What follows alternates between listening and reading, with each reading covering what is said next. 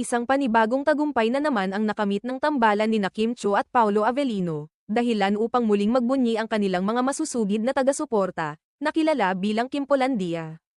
Bagamat punong-puno ng kasiyahan ang karamihan sa fandom, may ilan ding naghayag ng opinyon na may halong pagkadismaya. Sa social media, partikular sa platform na X, dating Twitter, umulan ng pagbati at papuri para sa magka-love team matapos silang tanghaling most popular love team of the Philippine entertainment industry sa 53rd Box Office Entertainment Awards. Itinuturing na malaking tagumpay ito, lalo na't maraming kilalang tambalan ang hindi nakakuha ng parehong parangal ngayong taon.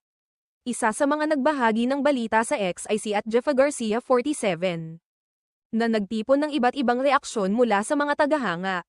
Ayon kay @Ellen de Guzman, "The phenomenal love team and people's superstar, congrats Kim Chiu at Paolo Avellino for another legit award." Isa namang netizen,